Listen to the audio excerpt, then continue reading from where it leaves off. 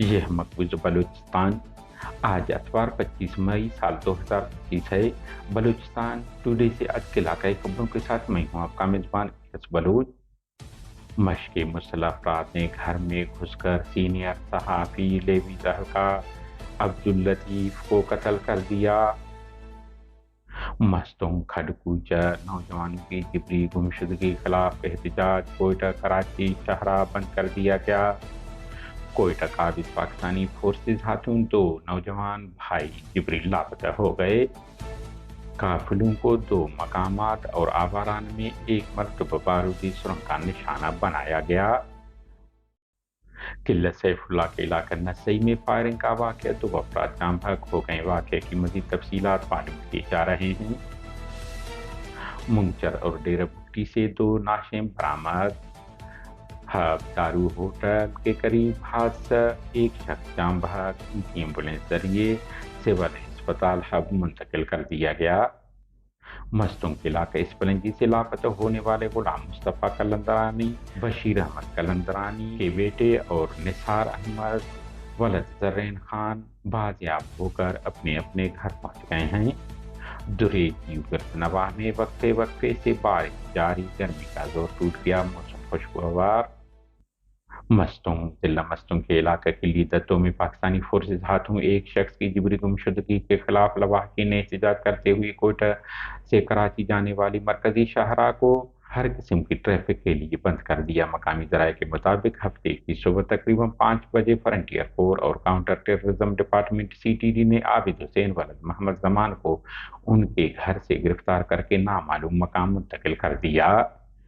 اس واقعے کے رد عمل میں الخانہ اور مقامی افراد نے مستوں کے علاقے شہید غلام علی چوک نزد رحمان ہوٹل دھرنا دیتے ہوئے شاہراہ کو بلاک کر دیا۔ آخری اطلاع تک رات گئے مقامی انتظامیہ اور لواحقین درمیان مذاکرات کامیاب ہو گئے ہیں، جس کے بعد روڈ کھول دیا گیا ہے۔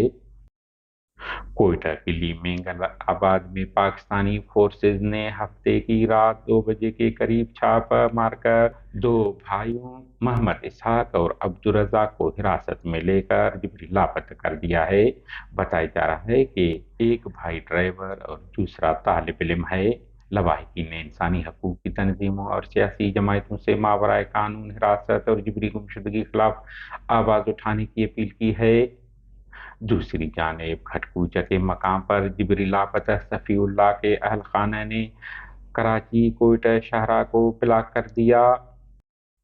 ضلع وارانہ کی تحصیل مشقے کے رہائشی لیوی زہلکار اور روزنامہ انتخاب کے مقامی سینئر رپورٹر عبداللطیف ولد جان محمد کو 4 مسلح نقابپوش افراد نے گھر میں گھس کر قتل کر دیا اور فرار ہو گئے۔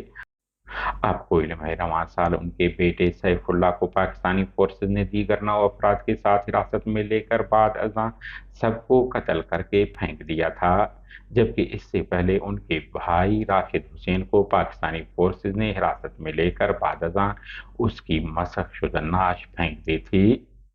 صحافی برادری نے ان کے قتل کی شدید الفاظ میں مذمت کی ہے اور مطالبہ کیا ہے کہ ان کے اہل خانہ کو انصاف دے کر مجرموں کو قرار واقعی سزا دی جائے۔ کلات کے علاقہ منگچر اور ضلع کیچ کے علاقہ کولوا میں پاکستانی فورسز قافلوں کو 3 بم حملوں میں نشانہ بنایا گیا۔ تفصیلات کے مطابق کلات منگچر میں فورسز قافلے کو ریموٹ بم حملے میں نشانہ بنایا گیا۔ دوسری بار بم حملے میں ان کی امداد کے لیے آنے والے قافلے کو نشانہ بنایا گیا۔ واقعے کی ذمہ داری BLA کے ترجمان GN بلوچ نے قبول کی ہے۔ دوسری جانب ضلع وارانہ کے علاقہ کولوا ساجدی بازار کے مقام پر نامعلوم افراد نے قابض پاکستانی فورسز قافلے کو بارودی سرنگ کا نشانہ بنایا، جس میں متعدد اہلکار ہلاک اور زخمی ہو گئے۔ ذرائع کا کہنا ہے کہ فوجی قافلہ سحر چوکی سے گیشپور جا رہی تھی کہ نشانہ بنایا گیا۔ تاحال حملے کی ذمہ داری کسی بلوچ آزادی پسند تنظیم نے قبول نہیں کی ہے، مگر اس سے پہلے ایسے حملوں کی ذمہ داریاں بلوچستان لبریشن فرنٹ اس علاقے میں قبول کرتی آئی ہے۔ منگچر کے علاقے میرانزئی میں ایک مقامی باغ سے نعش برآمد ہوا ہے۔ لیویز نے نعش کو ہسپتال منتقل کر دیا ہے، تاہم اب تک اس کی شناخت نہیں ہو سکی ہے۔ دوسری جانب گزشتہ روز ڈیرہ بگٹی کے علاقہ سوئی کشمور روڈ ڈولی کے علاقے سے ایک عمر رسیدہ شخص کی نعش ملی ہے، جسے شناخت کے لیے ہسپتال پہنچا دیا گیا ہے۔ دونوں واقعات کے محرکات معلوم نہیں ہو سکے ہیں۔ ہماری نیوز کو لائک اور شیئر کریں تاکہ پاکستان اور اس کے فوج کی درندگی کی نیوز زیادہ سے زیادہ انسان دوست لوگوں اور ملکوں تک پہنچ پائیں۔